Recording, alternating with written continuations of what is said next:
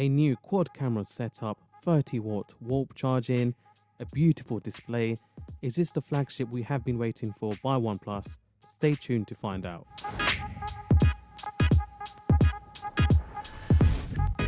Hey guys, it's Khaled here, and in this video I'll be talking about my impressions and opinions on the new OnePlus 8. So the unveil is on the 14th of April and we are likely to see a range of OnePlus devices. Currently there has been a lot of speculation and a lot of leaks from reputable sources. So we know there is going to be 3 versions of the phone, the top version being the OnePlus 8 Pro, OnePlus 8 and OnePlus 8 Lite/Z. Starting off with the OnePlus 8, there will be 3 different color variants, them being the Interstellar Glow, Glacier Green and Onyx Black. Now personally I'm a bit of a boring person, so I've always had black phones, just preferred them, but this time the Interstellar Glow has taken its shine on me and it's something that I might consider. Colors aside, let's talk about the specification of the OnePlus 8. So there will be the fluid AMOLED capacitive touchscreen with 16 million colors, 6.55 inches in terms of screen size. It will be at a resolution of 1080 by 2400 with a pixel density of 402. The screen will also feature Gorilla Glass 6, HDR10 Plus and a refresh rate of 90 Hz. So not quite as good as 120, but if you've been using previous versions of phone with the 60 Hz screen, then it will be a more fluid experience and your phone will also seem a lot snappier. The chipset will be the same as the Pro version, so you get a Qualcomm Snapdragon 865 processor with 5G enabled.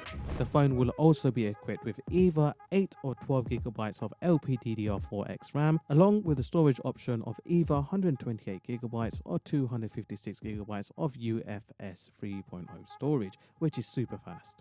The OnePlus 8 will feature an array of 3 cameras, so the primary sensor being a 48 megapixel Sony IMX586 camera sensor with an aperture of 1.75 with optical and electronic image stabilization.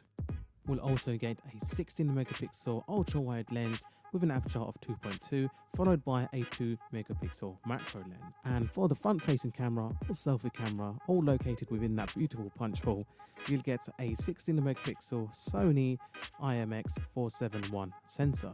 This will be all backed up with a 4300 mAh battery along with warp charging that charges at 30 watts. But unfortunately we don't get any IP68 rating on this particular device. Moving on to the big brother, the OnePlus 8 Pro, we also get the Onyx Black and Glacier Green. However, instead of the Interstellar Glow which is glossy, we now get an ultramarine blue which is in a matte finish. Personally, I would like to see the option of an Interstellar Glow or some sort of two-tone finish on the Pro version, but you can't get everything, right? In terms of display, this screen is measured in at 6.78 inches and has a resolution of 3168 by 1440. This gives you a pixel density of 513 and it also has a fluid AMOLED display which has 120 Hz. We also have Gorilla Glass 6, HDR10 Plus adaptive display and MEMC. So what is MEMC? Now the easiest way to put it, and without me getting too confused, is pretty much any content you have or watch, it will upscale to 120 Hz. Any video content you watch on a 60 Hz screen and you apply it to the OnePlus 8 Pro, the video will actually seem a lot smoother and a lot fluid. With the OnePlus 8 Pro, you get the same Snapdragon 865 processor. The RAM is either 8 or 12 GB, but this time it's LPDDR5, which is a lot faster. The storage seems to be the same as on the OnePlus 8, so you get a 128 GB option and a 256 GB option, running at UFS 3.0. I know the specs are not fully confirmed yet, but personally I'm a little bit disappointed.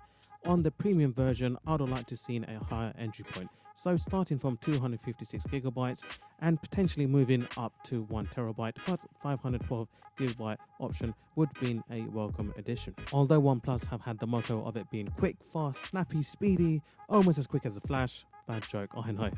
But they really did lack in the camera department, and you can't really be a flagship killer if your camera is not on par with most mid-range to high-end phones.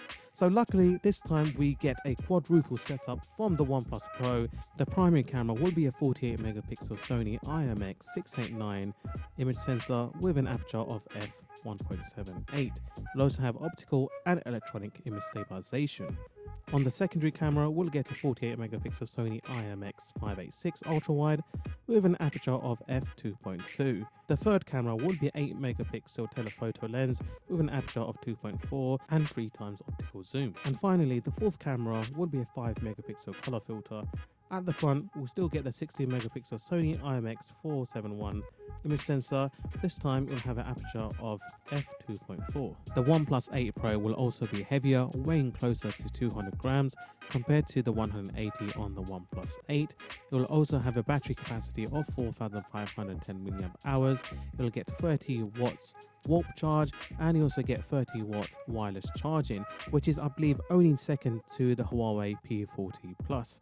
You also get a 3 watt reverse charging support, which is pretty darn good.